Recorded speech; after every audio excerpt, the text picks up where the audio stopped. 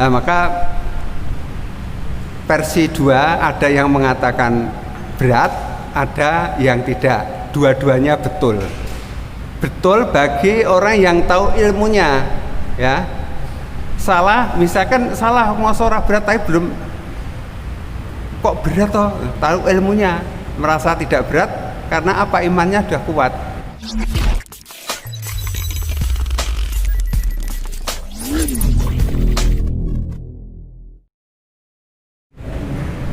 Assalamualaikum warahmatullahi wabarakatuh.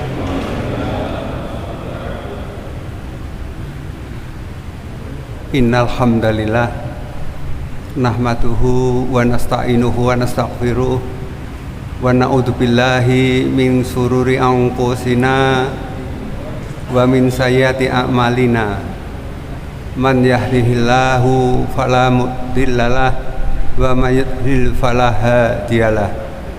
Asyhadu alla ilaha illallah wahdahu la syarikalah wa asyhadu anna Muhammadan abduhu wa rasuluh. Ya ayyuhalladzina amanu taqullaha haqqa tuqatih wa la tamutunna illa wa antum muslimun. Qala Allahu ta'ala, ya ayyuhalladzina amanu taqullaha wa qulu qawlan sadida yuslih lakum a'malakum wa yaghfir lakum dzunubakum wa may yuti'ullaha wa rasulahu faqad faza fawzan adzima. Amma Bapak-bapak majelis taklim, jamaah salat maghrib, dan insya Allah nanti dilanjutkan dengan salat isya. Alhamdulillah dengan ridhonya pada sore ini saya alhamdulillah bisa hadir di tengah-tengah Bapak untuk menyampaikan firman Allah sesuai dengan sabda Rasulullah, balighu ani walau ayah. Sampaikan apa yang kamu tahu tentang ilmu walaupun hanya satu ayat. Artinya bapak-bapak semua yang hadir ini punya kewajiban hablum minan nas, yaitu menyampaikan antara yang hak dan yang batil. Maka sebelum saya mulai pengajian malam hari ini, kita bersyukur sekali bisa hadir di tengah-tengah jamaah rahimakumullah yang tentunya pada kesempatan ini saya menyampaikan apa yang ada di benak pikiran saya. Soalnya kondisi saya, mata saya ini untuk baca tidak bisa. Sudah berjalan kurang lebih 1 bulan. Saya sudah periksa dokter, antri, bahkan ini tadi sampai jam tap ditunggu dokternya tidak hadir. Artinya kesehatan saya terganggu. Ya alhamdulillah, apa yang ada di benak atau pikiran saya insya Allah bermanfaat, khususnya diri saya sendiri dan umumnya jamaah rahimakumullah. Allah Subhanahu wa ta'ala berfirman, fa idza quri'a Qur'an fastami'u lahu fa'ansitu la'alakum turhamun. Apabila kamu dibacakan ayat-ayat Allah, maka dengarkan, diam, supaya kamu mendapat berkah. Masya Allah, ini firman Allah, bukan otak-atik pikiran saya. Mudah-mudahan bapak-bapak yang kesempatan hadir petang ini suatu karunia Allah yang nantinya apa yang saya sampaikan ini betul-betul mendapatkan hidayah dari Allah Subhanahu wa ta'ala. Jadi kalau Allah Subhanahu wa ta'ala berfirman, ya, suruh memperhatikan ayat-ayat Allah, dengarkan, ya, supaya kamu mendapat rahmah. Ini berlaku untuk siapapun, ya, bukan di kalangan orang-orang yang mungkin bangsawan atau presiden atau menteri. Tidak seperti itu yang dimaksud Allah, yaitu semua orang walaupun rakyat jelata. Inna akramakum indallahi atqakum. Orang yang mulia di sisi Allah adalah orang yang bertakwa. Nah ini mari kita koreksi diri kita masing-masing sejauh mana takwa kita di sisi Allah Subhanahu wa taala. Mungkin kalau pandangan saya atau mungkin orang lain memandang saya itu bisa semu. Semu artinya kelihatannya baik tetapi belum tentu ya, mungkin pikirannya ya sudah banyak berprasangka, banyak menggunjing. Berarti belum dikatakan orang yang bertakwa, belum dikatakan orang yang beriman. Sebab orang yang beriman dan bertakwa pasti menjalankan apa yang diperintahkan oleh Allah Subhanahu wa taala. Nah, perintahnya apa? Ya pasti kita tunduk secara ikhlas bahwa sendi-sendi agama Islam ini ada 5. Kalau syahadat insya Allah bapak-bapak yang sudah berkeluarga pasti sudah arep oleh suami atau istri syahadat tenanan ya, alhamdulillah sudah. Bahkan kalau kita sebagai orang takwa syahadat ini kita baca minimal sehari 5 kali. Masya Allah, ini artinya kita sudah melaksanakan satu sendi. Apa cukup Islam itu hanya syahadat? Tidak. Nah, penak banget ya. Nah, Islam gusma asyhadu alla ilaha illallah wa asyhadu anna muhammadan abduhu wa rasuluhu arda rasulullah. Tidak seperti itu. Artinya kita harus menjalankan perintah Allah yaitu sholat. Nah, sholat awalu yaumal qiyaman fa sorokat falukat fasadat sairu amalihi. Besok setelah kamu di hari kiamat nanti, kalau kita itu nanti sambil menunggu ini, menunggu dalam arti ya hidangan yang menunggu antri. Nah, kita besok akan di hari kiamat itu nanti diperlihatkan amal kita, terutama sholat kita. Sholat awake dhewe itu baik, benar atau tidak.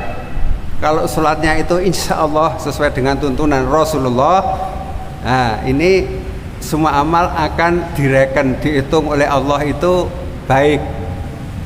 Maka hati-hati kita sholat, jangan sampai sholat mungkin ya karena si fulan, atau mungkin karena ada mertuanya, mungkin ada bosnya dan sebagainya dan sebagainya. Insya Allah tidak seperti itu. Saya bertanya kepada bapak-bapak yang hadir pada malam hari ini sudah saya sampaikan kurang lebih 3 tahun yang lalu waktu saya ngisi pengajian Ramadan. Saya tanya, mungkin pendapatnya 2 versi. Kira-kira sholat itu berat atau tidak?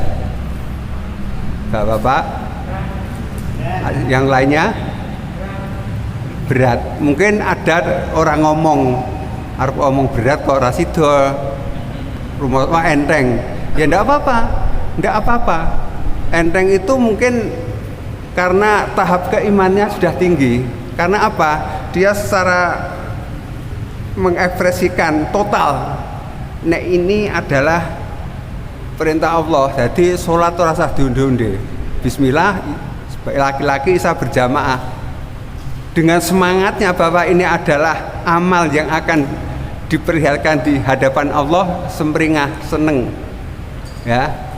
Tapi ada ya, kalau saya ngomong iki orang munafik ya, jujur besok kadang-kadang sih kalah karo setan ya. Kadang-kadang pas ngasar kurang seprapat sih layah-layah sih, wah akhirnya kebablasan ngetiti komat kedandapan sholat lah ini. Nah, maka versi 2 ada yang mengatakan berat, ada yang tidak. Dua-duanya betul bagi orang yang tahu ilmunya ya. Salah, misalkan salah mau berat tapi belum kok berat toh, tahu ilmunya merasa tidak berat karena apa? Imannya sudah kuat. Nah, ini mari kita kaji di dalam surat Al-Baqarah ayat 45-41. Insya Allah kalau tidak salah, mohon nanti dibetulkan ya. Fasta'inu bil sobri wasolah fa innaha alal qasiin ilal alal qasiin alatina yandununa mulaku rabbihim ba anahum ilaihi rojiun. Minta tolonglah kepada siapa? Ya Allah, bukan kita berharap kepada sama manusia. Minta tolonglah kamu ya dengan sabar ya, minta tolonglah pada Allah dengan sabar dan mengerjakan sholat, menjalankan sholat atau mengerjakan sholat. Minta tolonglah kamu dengan sabar dan mengerjakan sholat. Sesungguhnya sholat itu berat dilakukan kecuali orang-orang yang khusyuk. Masya Allah, ini Allah, ini bukan kata-kata saya ini. Jadi nek bapak-bapak jamaah rahimakumullah merasa sholatnya itu ringan, alhamdulillah, itulah jawaban iman panjenengan ya, tidak usah dibuat-buat. Jawabannya seperti itu. Mereka yakin, seyakin-yakinnya bahwa mereka itu akan menemui Robnya ya, akan menemui Robnya, akan bertemu dengan Robnya. Masya Allah, ini ya, jadi yakin. Maka kalau orang yang imannya sudah kuat, ini tidak bisa diotak-atik dalam benak hati kita ya, di dalam apa itu keikhlasan masing-masing ya. Tak gawe wahu gen ketoke sregep ning atine jane berlawanan jek merasa abot. Nah, itu jawabannya iman panjenengan masing-masing. Saya tidak bisa memprediksi, yang tahu diri kita masing-masing. Ini jawaban. Nah, kalau merasa abot ya mari kita pupuk sholat kita. Nah, ini sholat wajib bisa berjamaah. Ini wajib bagi laki-laki. Terus ditambah dengan sholat sunnah yang lain. Nah, misalnya ya 2 rakaat sebelum zuhur, asar. Terus sudah 2 rakaat sesudah zuhur, kalau asar tidak ada. Sholat sunnah ba'dal maghrib ya.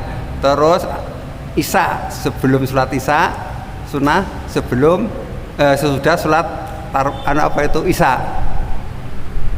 Ditambah lagi dengan sholat malam tahajud.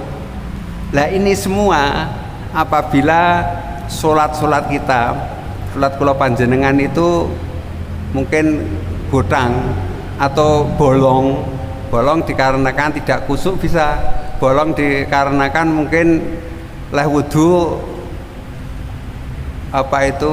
kurang benar, bisa. Nah, ini bisa, atau mungkin pikirannya agak bulat ya, mikir yang kurang baik misalkan seperti itu, kurang khusyuk, bisa. Lah ini sholat sunnah panjenengan insya Allah itu bisa untuk nambal kekurangan sholat fardu panjenengan yang insya Allah mungkin misalkan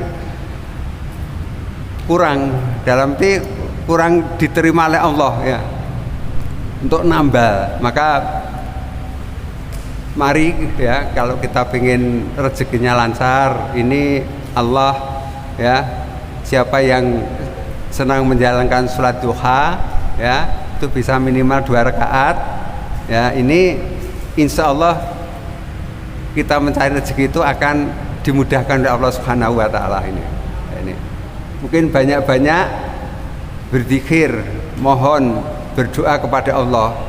Nah, karena apa? Dalam keadaan mungkin berserah diri, mohon kepada Allah, diwujudkan keikhlasan kita bisa hadir sholat malam. Di sisi lain saudara kita sedang tidur nyenyak, bahkan mungkin mendekur.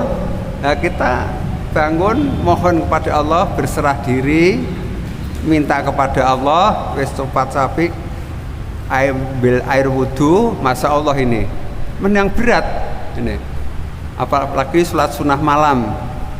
Saya merasakan itu berat untuk ukuran saya. Kalau tidak dipuaksa itu ya setannya, masa Allah ini. Ini semua amal-amal kebaikan ini nantinya diakumulasi, insya Allah. Misalkan ada sholat fardu yang tidak sah atau mungkin bolong-bolong, insya Allah bisa untuk menutup, untuk nambal. Ini masya Allah ini ya. Jadi kita harus yakin bahwa perintah Allah itu harus kita kerjakan. Ya, ini belum dikatakan orang yang beriman kalau hanya mengerjakan sholat saja. Wis rumoso sholatnya oke, ya, sholat sunnah banyak, ya. Terus sholat fardunya berjamaah tidak ketinggalan, dia merasa puas misalkan seperti itu. Ini belum dikatakan orang yang beriman di sisi Allah, karena orang yang beriman, orang yang bertakwa di sisi Allah itu wa aqimus shalah wa atuz zakah. Ya mengerjakan sholat, ya kalau ada rezeki ya mengeluarkan zakat. Nih. Jadi tidak ada orang yang takwa itu util, itu tidak ada.